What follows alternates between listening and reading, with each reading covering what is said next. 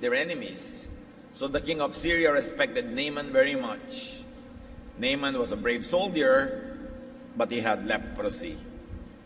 Ang pangunahing katauhan ay si Naaman, na siyang pinuno ng hukbo ng Syria. Ang Syria ay isang napakatandang bansa na hanggang ngayon yung pa rin yung pangalan. At bagamat hindi siya Israelite, itong si Naaman ay kinakasihan ng Diyos.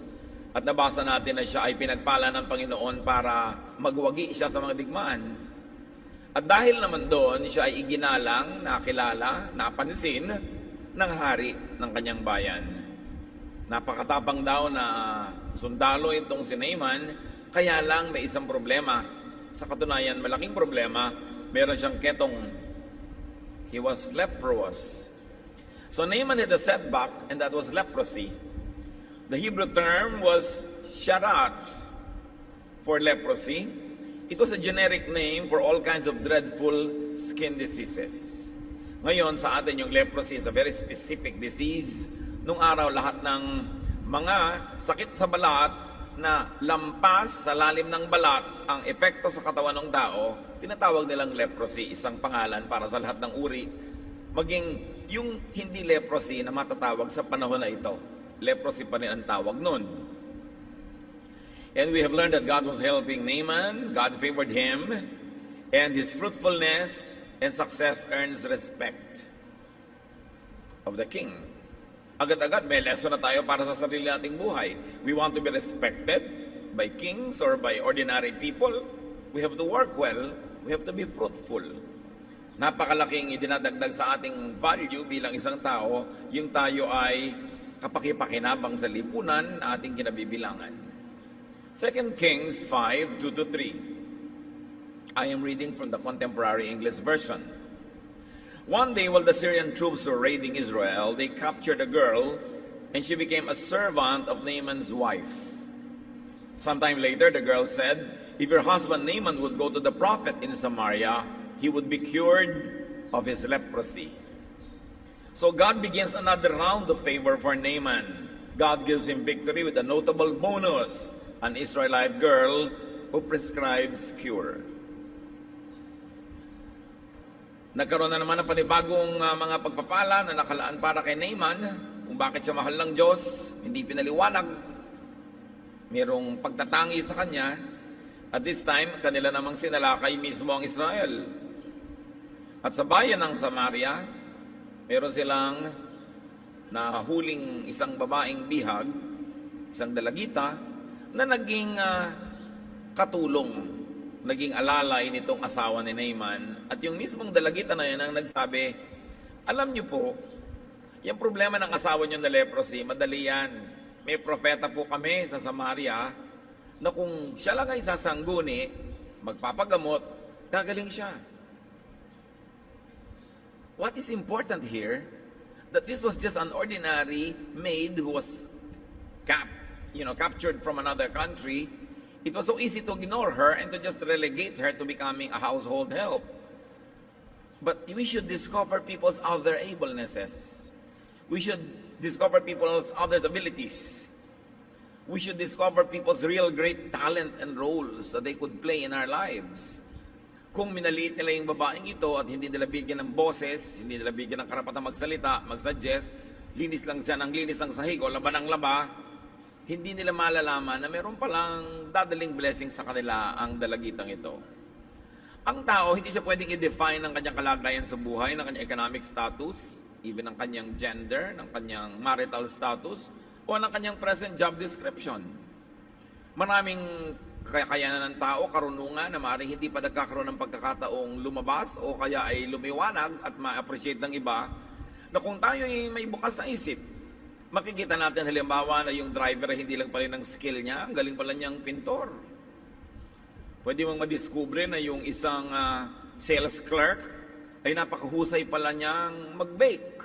You'll never know until you give people a chance and until you create an atmosphere where they could prove themselves. Apparently, in the house of Naaman, there was freedom even for the maids to speak.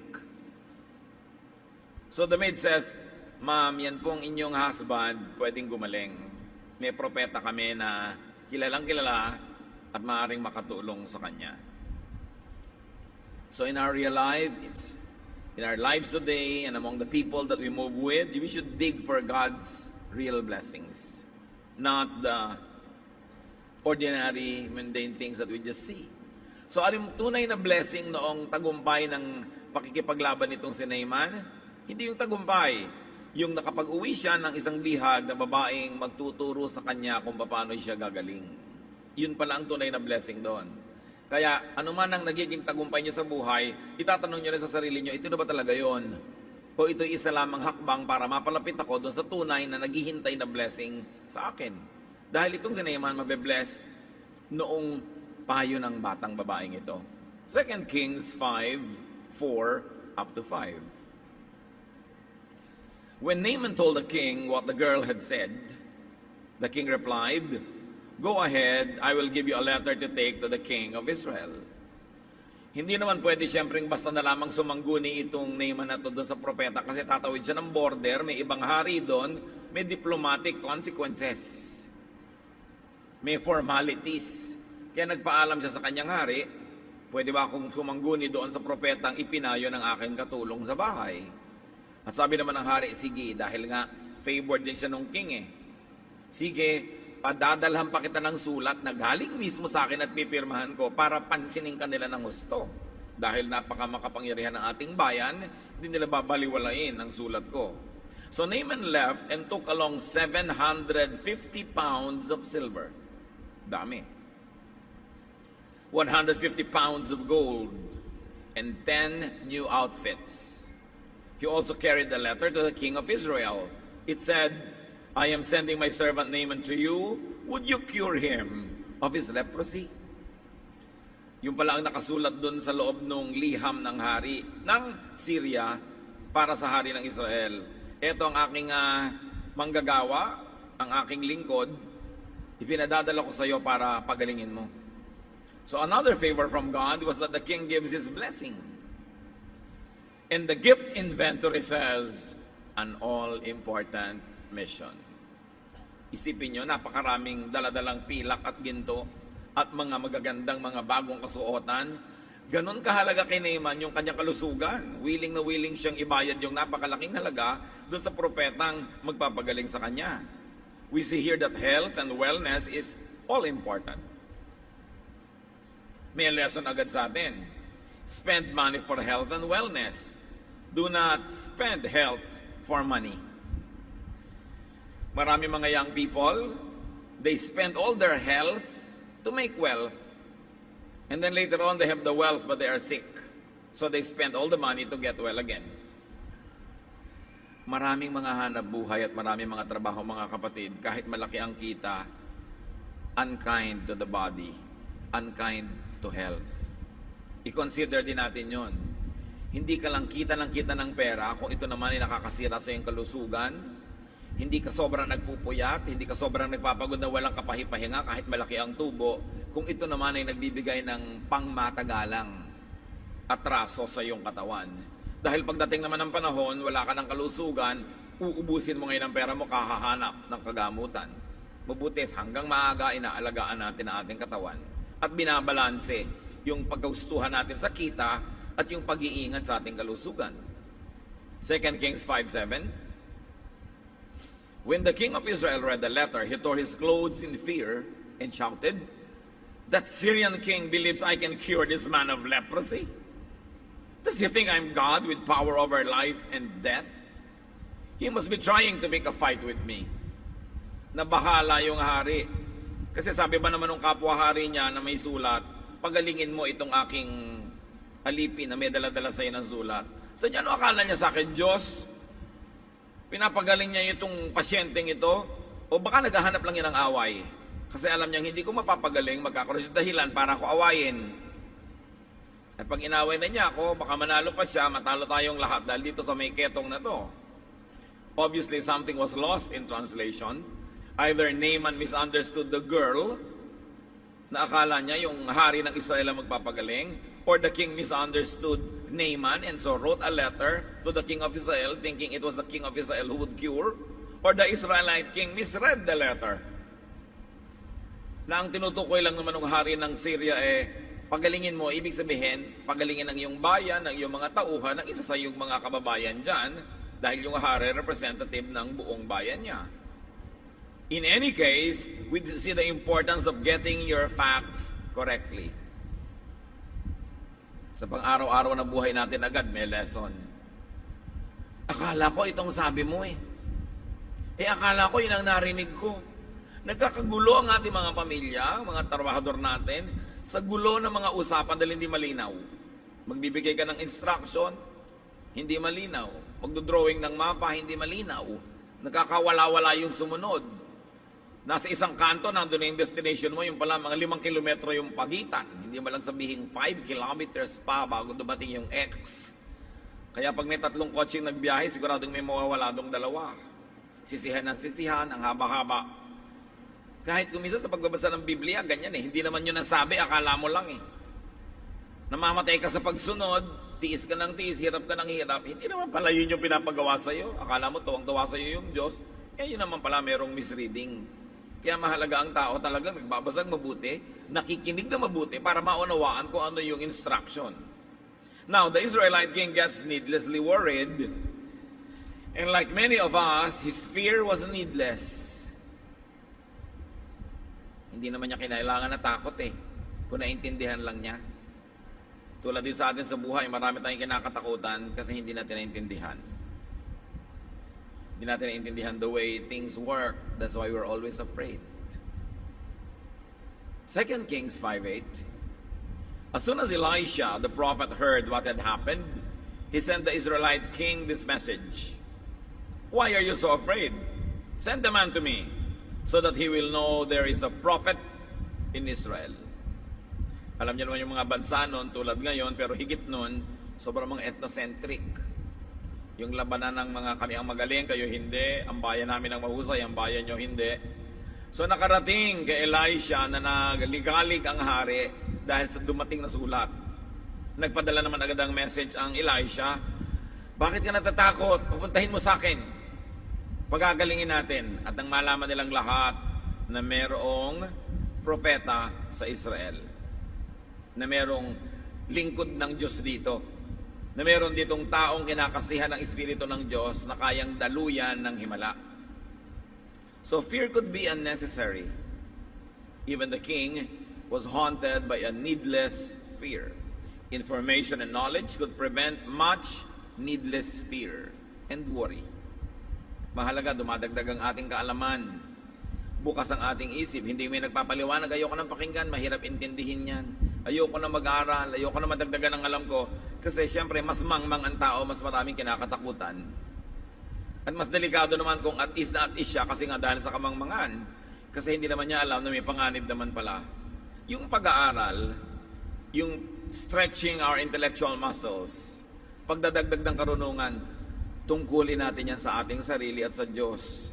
Binigyan tayo ng utak para payamanin at alagaan at patalinuhin. Dapat nadadagdagan ng katalinuhan yan araw-araw at hindi siya natutulog na parang sebo. Kailangan active ang brain ng tao. 2 Kings 5:9-10. Naaman left with his horses and chariots and stopped at the door of Elisha's house. Elisha sent someone outside to say to him, "Go, wash 7 times in the Jordan River, then you'll be completely cured." So nalaman na ngayon itong si Naaman yung pasabi ng propeta at siya ay umalis sa palasyo ng hari at pumunta siya doon sa kinilalagyan ng propeta, isang simpleng bahay. At nung siya ay dumating, ang dami niyang kasama mga kabayuhan, mga karwahe, ang dami niyang dalang mga alipin, mga bantay, mga sundalo, mga bodyguards, at ang daming kayamanan na dala-dala. But he was surprised because of a non-event reception that awaited him and his otherwise impressive retinue and cargo. Inaasahan niya dahil siya ay isang kinikilala sa kanilang bansa. Dala pa niya ang sulat ng hari niya sa hari nitong host country na Israel. Ang dami pa niyang mga kasamang mga attendants at alalay at ang dami niyang dalang kayamanan. Inaakala niya magkakagulo yung barangay nitong propeta sa pagdating niya at siya sasalubungin siguro ng banda ng musiko, tutugtugan at malaking ritual ang mangyayari. But what happened? A third-rate servant conveyed an uneventful protocol. Ginoong propeta, nandito na po ang pasyente. Ang dami pong kasama. O lumabas ka doon, sabihin mo, maglublob siya sa ilog ng 7 beses at umuwi na siya, gagaling siya. Matutuwa ba kayo kung kayong VIP, ganun yung treatment? 2 Kings 5:11. But Naaman stormed off, grumbling, "Why couldn't he come out and talk to me? I thought for sure he would stand in front of me and pray to the Lord his God, then wave his hand over my skin and cure me." So nagalit, minasama nitong si Naaman yung hindi paglabas ng propeta sa niya. Bakit hindi niya ako hinarap? Di ba niya alam na VIP ako? Marami ko dalang pera. Pinalabas lang niya katulong. Tapos wala pang kakwenta-kwenta yung payo. Ba't hindi niya ako ipinanalangin sa harap ng lahat? At ikinaway-kaway ang kanyang kamay. At pagkatapos gagaling na akong biglaan. So itong pasyente, meron na pala siyang nakatanim sa utak niya ng paraan kung paano siya papagalingin. Hindi naman siya itong magagamot. Naaman's expectations were unmet. He expected a VIP treatment, a ceremonious ritual, an instant and a magical cure. Like many churchgoers now, they think they should deserve VIP treatment. Lalo't mayaman. May magandang kotse, magandang damit, may mga kasama mga yaya, ina-expect pagdating ipepedicure ng pastor. O, Sister Donya, sit here, halika dito, ganyan-ganyan.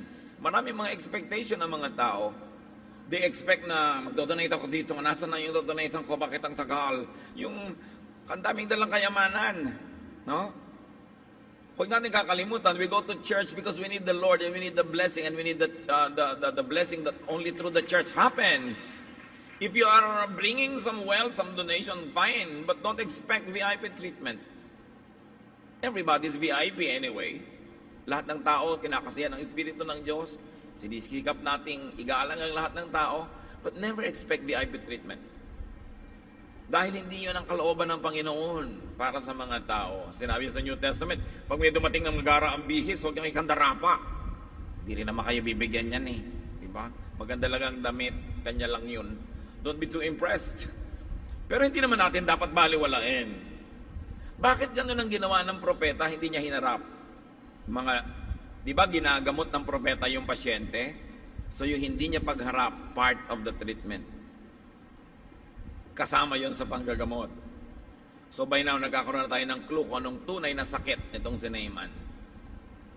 The prophet would not give him an ego massage because it was not the cure he needed. Our expectations from prophets, from religious leaders, from the church, from the brethren could also be frustrated. Sometimes, because the workers are really not very good. It can happen. Kahit na gano'n ang laki ng intention ng isang administration na to be kind, to be accommodating, to be professional, the people who are tasked to do it are not always up to the expectation.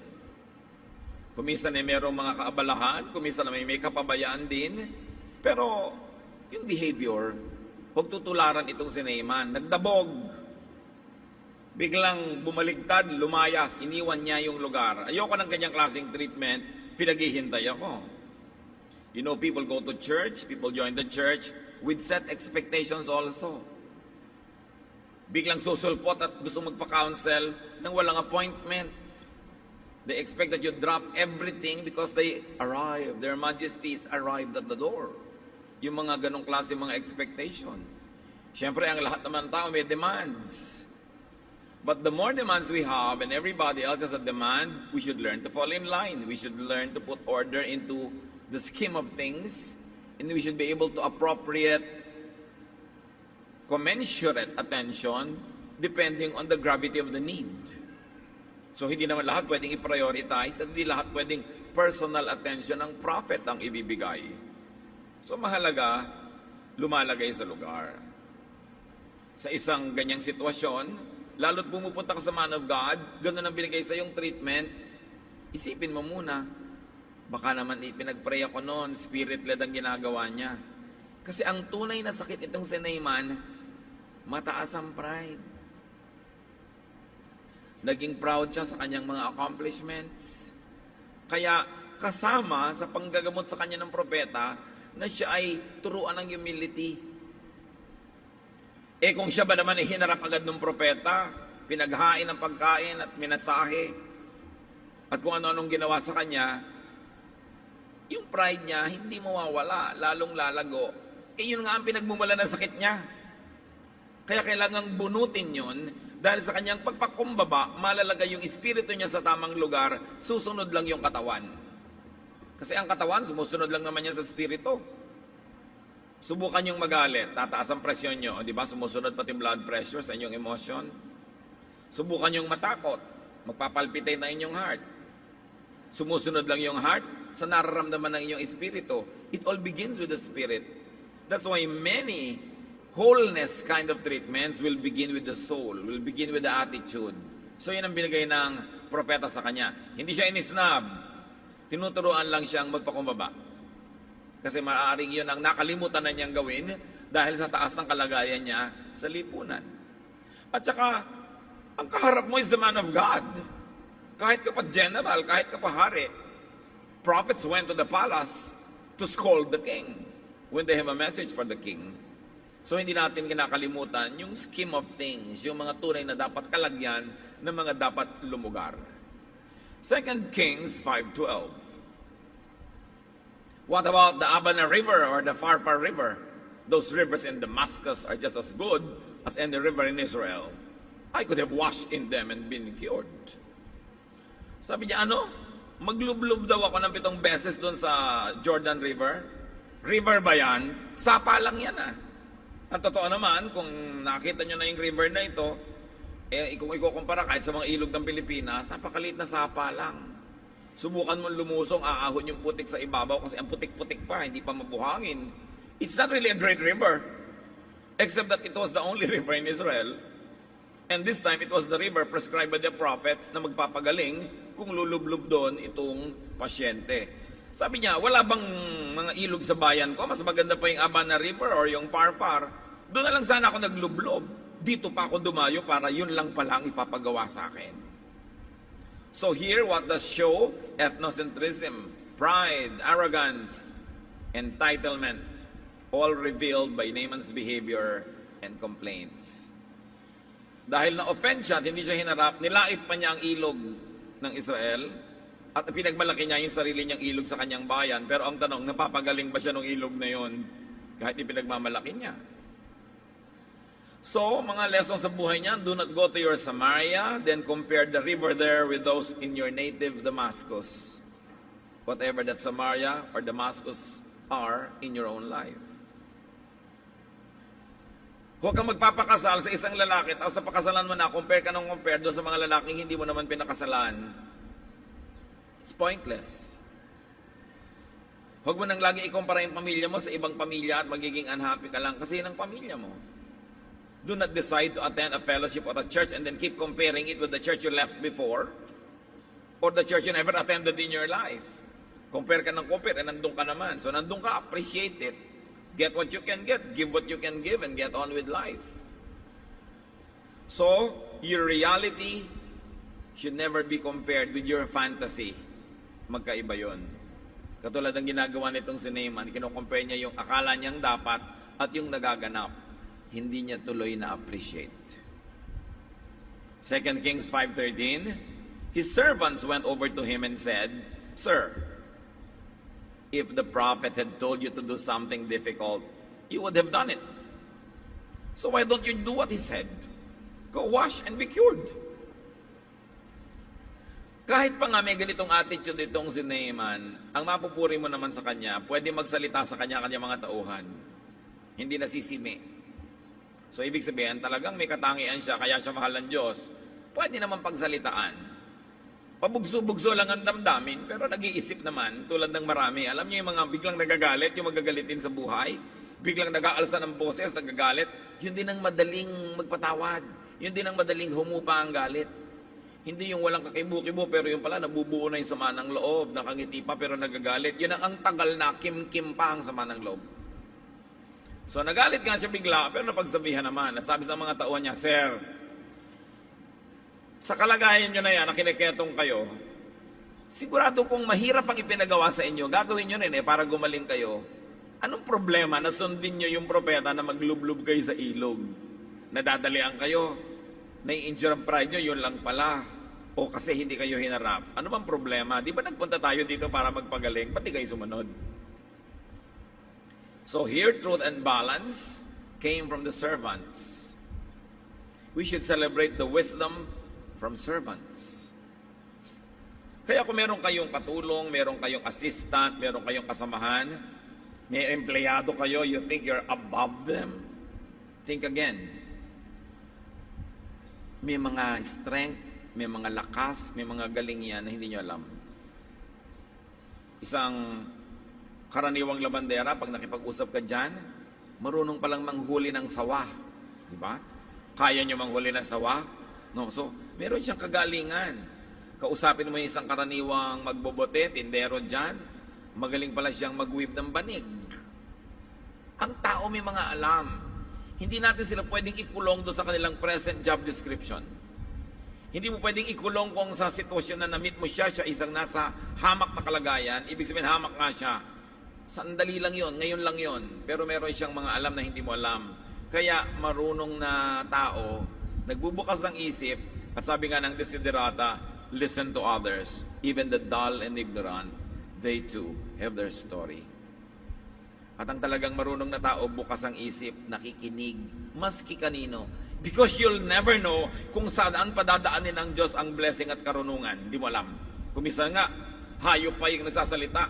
Alam niyo naman, may nagsalita pang hayop dahil sabi niya sa kanyang amo, ano ba? Bakit mo ko hinahampas? Kung nagpatuloy nga akong lumakad na ibiyahe ka, napatay ka na dapat anghel. Pasalamat ka nga, umupo ako dito. Through the voice of an animal. Huwag nating mamaliitin ang kahit sino. Kahit ka pa very educated, yung kapwa mo na never went to your school, never took up your course, has definitely learned something else while you were learning what you were learning. Meron din siyang natututunan. Bawat isa merong maigaambag sa pagyaman ng ating pagkatao kung ating pakikinggan. So listen to servants. Kita nyo, when he listened to the maid, he was able to go to Samaria. Now that he in Samaria, ayaw niya makinig sa prophet, pero ngayon, makikinig ba siya sa kanyang mga katulong na naman nakasama? 2 Kings 5:14, Naaman walked down to the Jordan, lumusong sa ilog. He waded out into the water and stooped down in it 7 times, just as Elisha had told him. Right away he was cured, and his skin disease became as smooth as a child's. So, nakinig siya, lumusong sa ilog, at sabi siguro ng mga katulong, 1, lubog siya, 1, 2, lubog siya. Nagpaka-humble. Hindi naman kasi madali sa isang great man na lumusong sa isang ilog na hindi naman talaga kagandahan at bibilangin mo pa kung ilang beses ka lumubog. It's an act in humility. It was an exercise in humility actually. Pag tinignan nyo yung humor that is happening. So, cure as prescribed worked. Not in the patient's terms, but in the terms of the apostle or the prophet himself.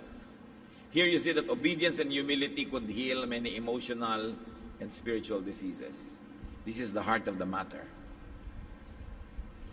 Marami tayong dinaramdam, marami tayong mga sakit dahil mayabang tayo, dahil meron tayong mga kataasan ng pride, dahil sa mga sakit ng puso at damdamin natin na nararanasan, nagdurusa rin ang ating katawan.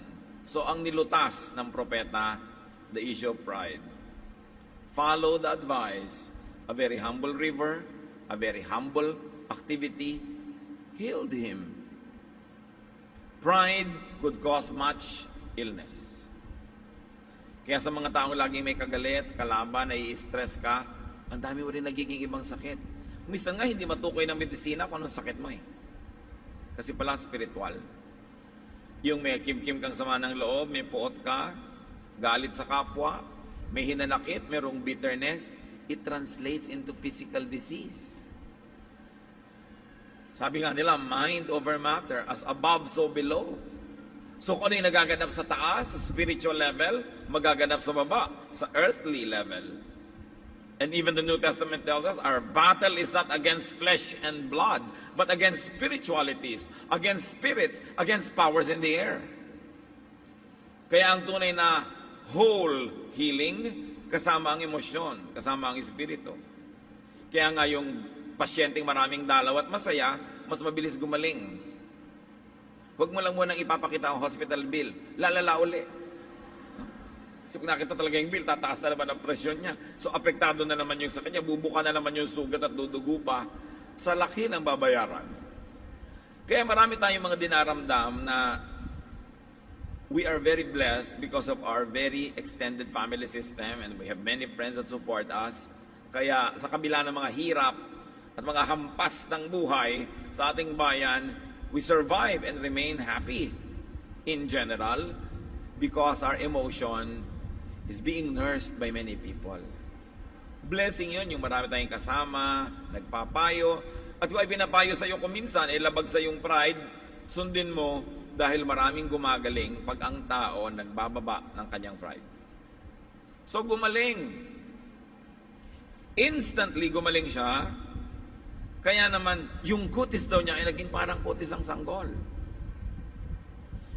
Yung pride siguro malakas ding magpapangit ng balat. No? Yung yabang, yung mga marami kang kagalit, yung stress, kitang-kita mo sa balat. No? Kitang-kita mo sa pagmumukha ng tao kung marami siyang kaaway. Hindi kayang takpan nyo ng make-up. So mahalaga talaga na your heart is in the right place. 2 Kings 5:15. Naaman and his officials went back to Elisha. Naaman stood in front of him and announced, "Now I know that the God of Israel is the only God in the whole world. Sir, would you please accept a gift from me?" The understatement of the century. So niya, alam ko, mayroong Diyos talaga at ang Diyos sa Israel ang siyang tunay. At sabi niya, Ginoo, marapatin niyo po bang tanggapin ang munti kong regalo sa inyo? Yung mga hindi mahila-hila ng mga kariton ng mga silver and gold niya. So Naaman returned to the prophet to acknowledge God and to offer gifts. It was gratitude. It was very proper. It was the most proper exchange. It was a very proper balancing act. You receive a blessing, you give a gift. But this time, the prophet is the one that becomes mysterious.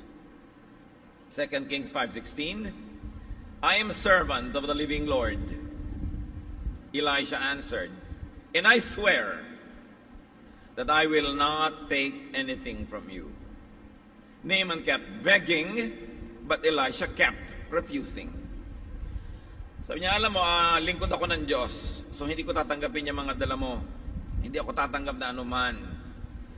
Sige na po, please, please. Nagmakaawa, tanggi naman ang tanggi itong propeta, magmamakaawa ulit yung si Naaman, at ganoon na naganap ng matagal.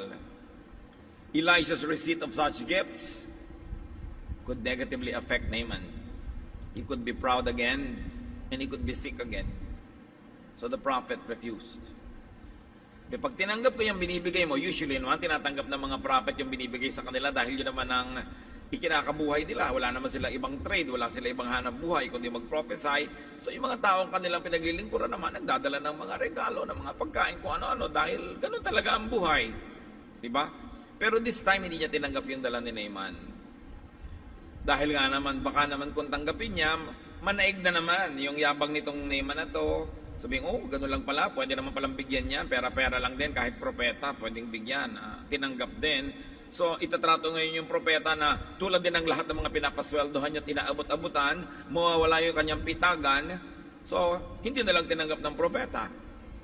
Kung yung propeta naman ay hindi nagdududa na mangyayari yon, like nakakatiyak siyang hindi naman yayabang ito kahit tanggapan, malamang tatanggapan niya. Gano'n naman talaga yung nangyayari nun. But this time, it was a special case. Ang pagtangging ginawa ng prophet was for the sake of the patient, so that the patient would not have any reason to be proud again. So it was sacrificial refusal. Dahil sino ba naman ang may ayaw nun? Pero minabuti niyang huwag na lang tanggapin sa ikabubuti nung nagbibigay na manatili siyang makumbaba. Now the prophet could have refused such gifts, because he had no need for them. That's one possibility, but it's unlikely. Sino ba naman ang walang pangangailangan sa buhay, no? But he tries not to need them so that he would not spoil the blessing that the patient received. Pwede rin that he was giving Naaman a continuing cure or therapy in humility. So huwag mong tagapin. Or he did not want to be beholden to the rich and the powerful patient. Para manatili na lang yung dignity ko, sa'yo na lang yung sa'yo, tanggapin mo na lang yung blessing. Probably that was to keep his prophetic office independent and free.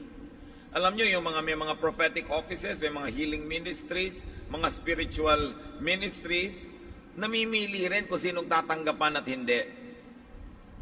Pinipili mo kung sinong binibigyan, pero mas pinipili mo kung sinong tatanggapan kasi yung dignity, yung dangal ng iyong ministry, maaaring makaladkad kung tanggap ka na lang ng tanggap, kung kani-kanino na lang.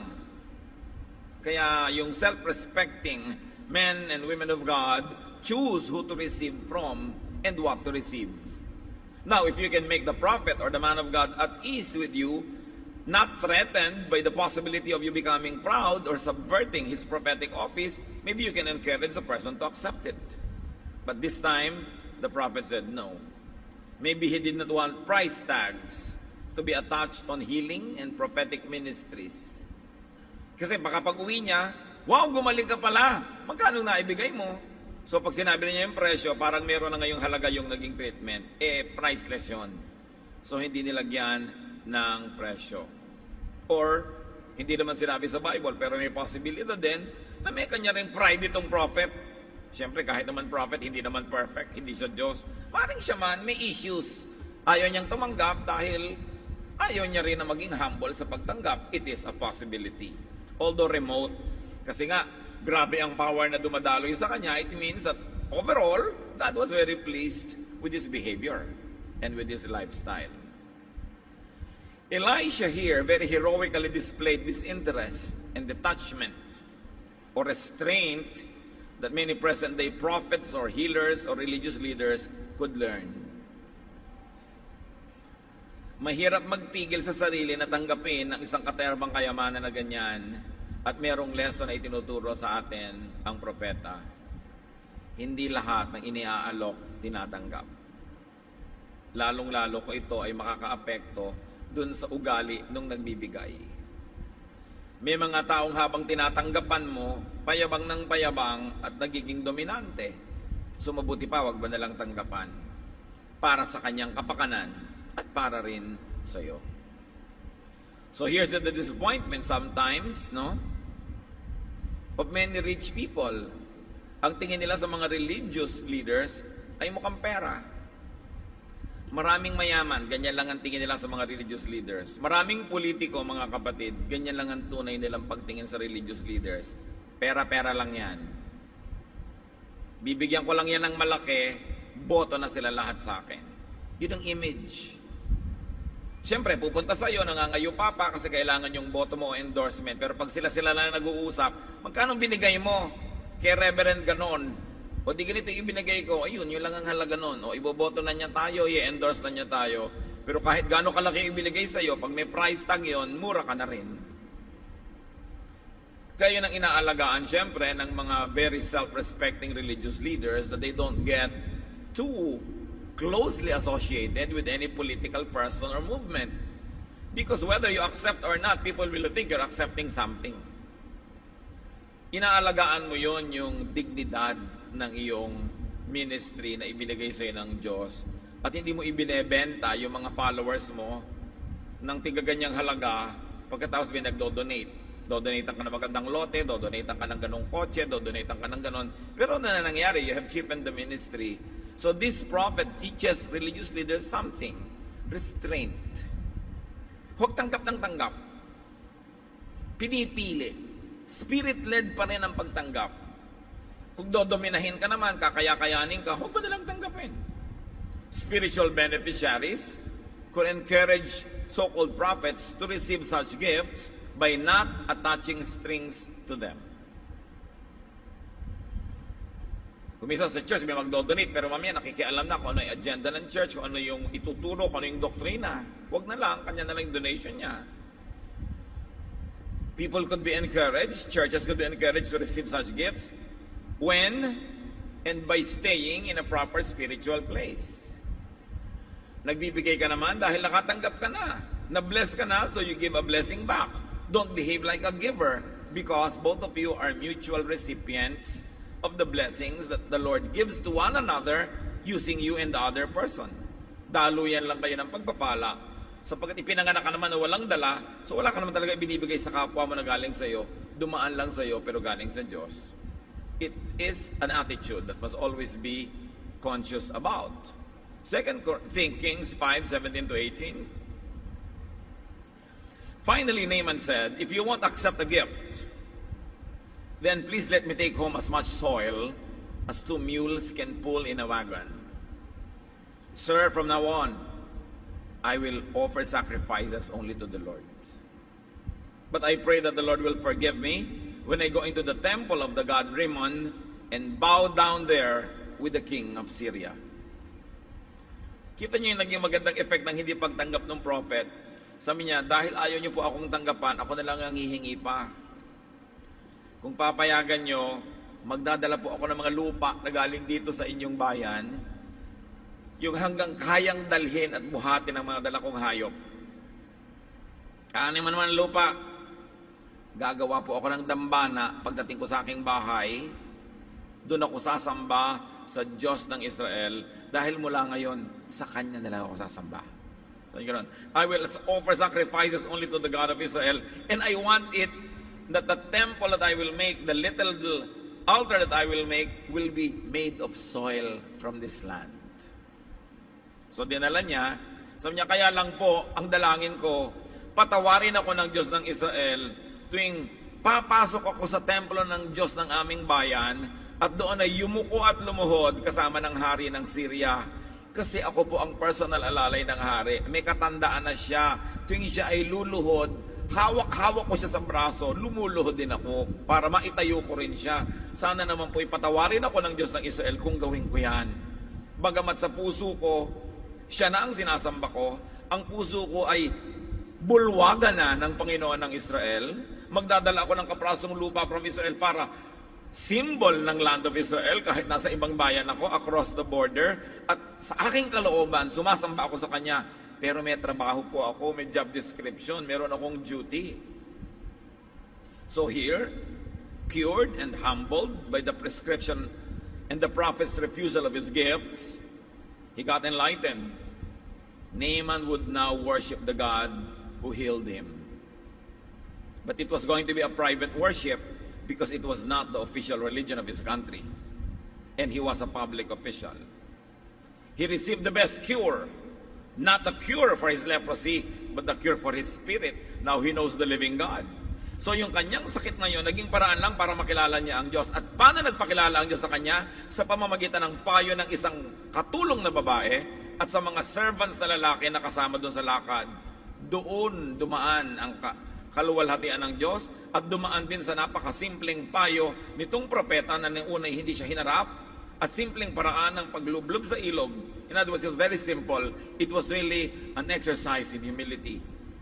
And because he humbled himself, his spirit was placed in the right place, the body followed, it got healed.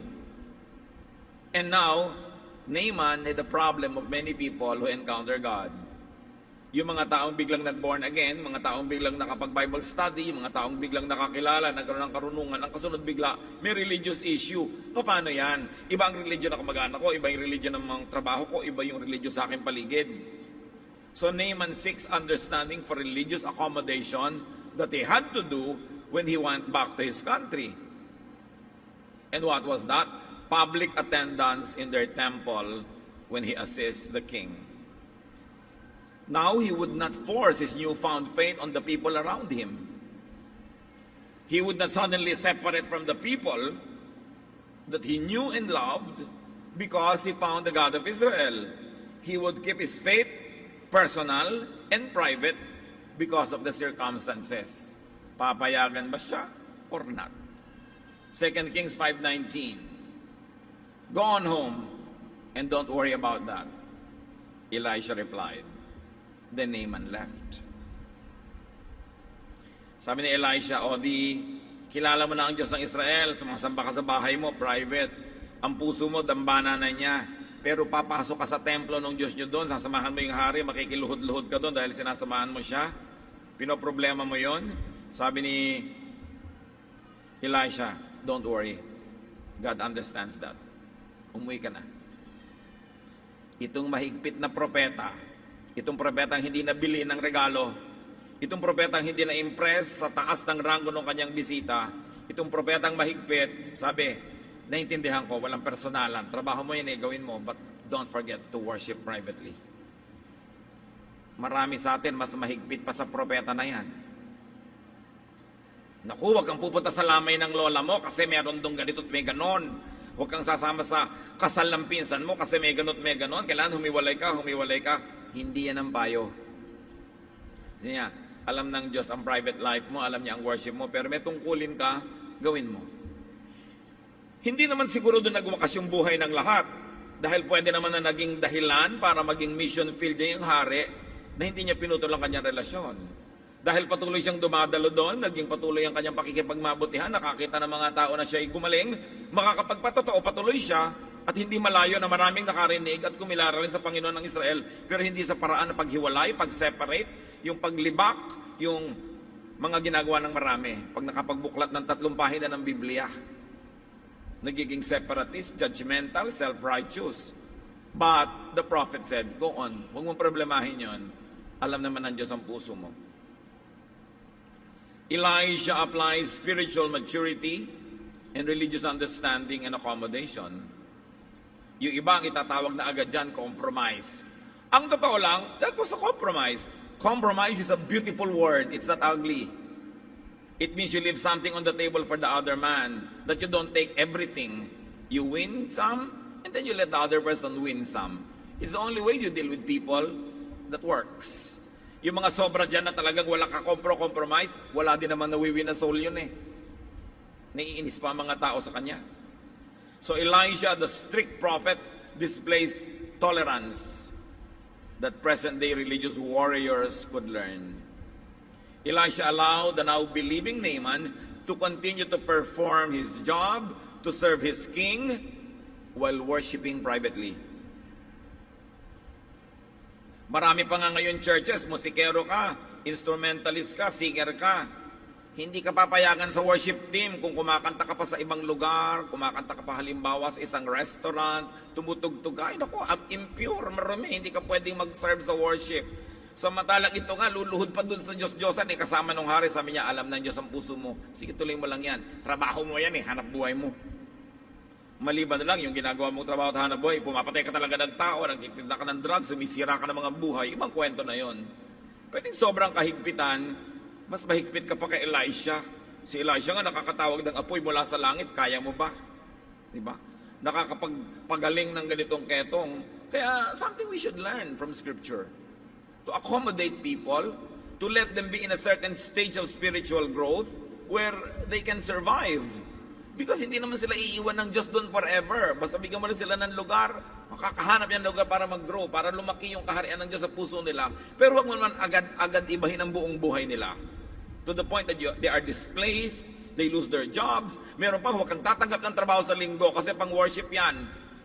Namamatay na nga sa gutom yung tao, ayaw pang humanap ng trabaho. Eh di maglagay ka ng worship pang Miyerkules para doon siya mag-service dahil doon siya off. Ano ba naman yung kaligalan ng linggo, ng Sabado, ng Miyerkules? May ganun ba sa langit? God is timeless. Napakahigpit natin kumisan sa mga tao na kakakilala sa Diyos, sinasakal na natin sila at hindi naman talaga yun ang kalooban ng Diyos. Culture lang o arte lang natin o akala natin yun ang tama. Pero look at the Bible for examples of behavior. And here, the prophet was understanding and accommodating. Why? Even the temporary accommodation and compromise could only be a stage. It could be a transitory phase in Naaman's spiritual growth. Of course, we don't believe that he would be trapped there forever. God will find a way to get him out of that so that he would grow. But meanwhile, that was his reality. You begin from there. And you begin with what is real in people's lives, not impose expectations that are unreal and out of this world. You might have your head up in the heavens, but you must keep your feet on the ground. Who knows, the king could have been Naaman's mission field. And by not breaking relationship with the king, he would continue to have access to the king's ears.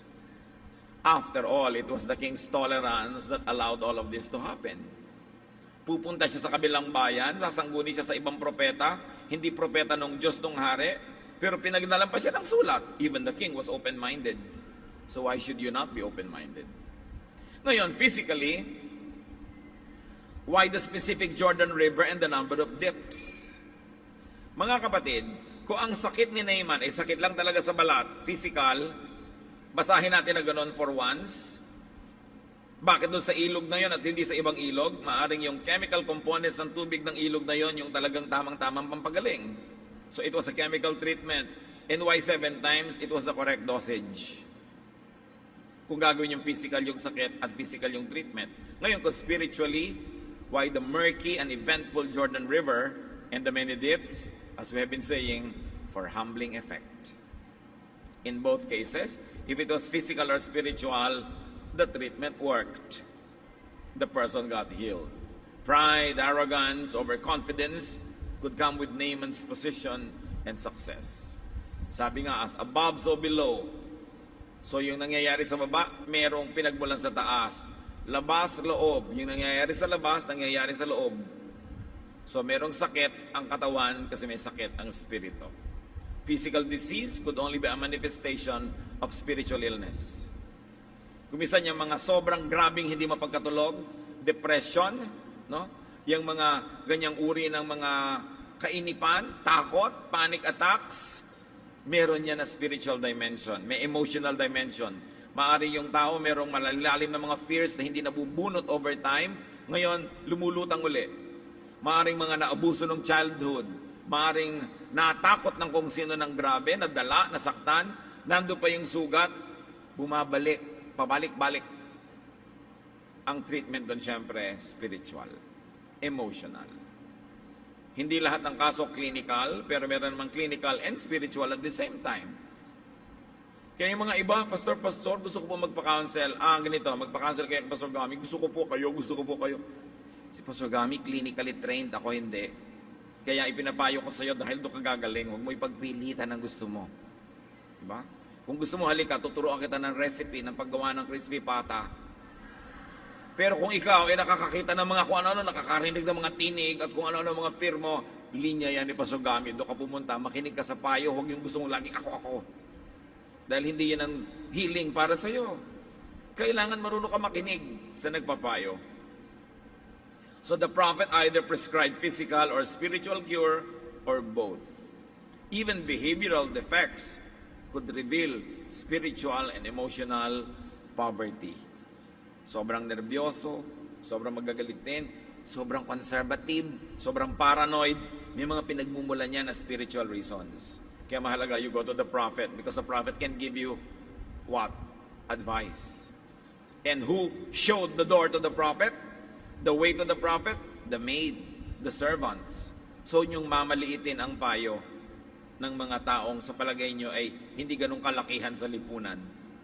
Naaman's leprosy brought the greatest blessing to him because he was led to meet, to know, and to worship God. Mga kapatid, there is a Naaman in each one of us. Lahat naman tayo may kani-kanyang leprosy. May kani-kanya tayong sakit ng katawan, sakit ng espiritu, sakit ng emosyon. Pero huwag kayong patalo. Be led to your humble position so that you would go to your Jordan and dip 7 times and then meet your God and realize that God really is real and that God helps you. A certain disease can break you, but why not allow it to make you by making you dependent on God, positioning yourself correctly so that you could receive God's blessing. The same heat that melts the wax hardens the clay. So yung isang problema ng isang tao, naglapit sa kanya sa Diyos. Yung problema rin na yun ng ibang tao, naglayo naman sa kanya sa Diyos. Bakit nyo hahayaan maglayo sa inyo? May problema kayo, nasasaktan kayo, nalulungkot kayo, meron kayong kabigatan, huwag kayong lumayo sa Diyos. Gamitin nyo yun para lalong lumapit. At pag nangyari yon, naging blessing yung inyong naging hirap. imbes na maging daan para lalo pa kayong mabulid at lalo kayong malagay sa mas malalim na hirap. So what could be your leprosy? Ano bang iniinda nyo sa buhay? May sakit kayo?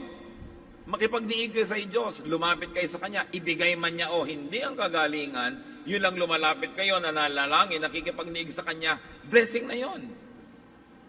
Kasi may sakit kayo, pwede rin naman kayo magdabog, pwede kayo magreklamo, pwede kayong magalit sa pati nag-aalaga sa inyo, awayin nyo dahil mainit ang ulo nyo, pero anong ganda ang idadala sa inyo noon? Anong ikabubuti nyo sa ganon? Wala kayong kapera-pera, so mag-aaway kayong mag-asawa, magkakapera ba kayo sa pag-aaway? So wala kayong kapera-pera, lalo kayong magmahalan dahil yun ang alang ang kayamanan nyo. The same problem can make you better or it can make you bitter. You choose. Kung ano naman ang kalagayan natin, God could turn every disadvantage to an advantage. And whether or not you get it your way, katulad nitong si Naaman, gusto niya ganung paraan pero hindi naman yung binigay sa kanya, natuto siyang sumunod, gumaling siya. Ngayon, hindi man gumaling ang sakit ng katawan mo, pero kung gumaling naman yung iyong emosyon. Halimbawa, yung paa mong naputol, hindi na tumubo uli dahil putol na no? Pero yung emosyon mo naman, natutunan mong tanggapin yun, natutunan mong sumaya kahit naputol yung paa mo, natutunan mong maging mabunga, didaig mo pa yung nagkapaa. Kasi hindi naman lahat ng taong dalawa yung paa, mabunga at masaya. So maaaring ibigay sa iyo physically, maaaring hindi, but definitely you will always gain spiritually if you will really just obey God and believe in God. So what could be our leprosy? Listen to your maid, whoever that is. Listen to your servant, whoever that is. Humble yourself for cure, for peace, for wellness. Humility could be the best medicine in our life. Because when you're humble, God is pleased. And when God is pleased, there is nothing impossible with God. Worship when blessed. Don't forget that when you are blessed, this guy was bringing his offering except hindi tinanggap. Kasi meron din siyang issue. But bring your offering, bring your thanksgiving, glorify God. Bring this soil to your native land and worship God privately, especially when you cannot worship God publicly. And remember, the prophet understood. The prophet accommodated the difficulty that Naaman was in. We should extend the same understanding to other people and not always judge them when they accommodate a job, work, or people in their lives. Iba-iba tayo ng degree at level ng maturity. You do not expect full maturity from people. Lalo't kakasimula pa lang nila. Give them space. Give them time to grow.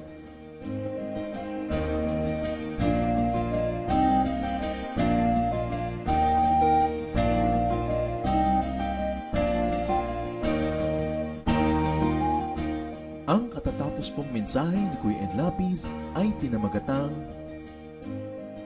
Way to Wellness.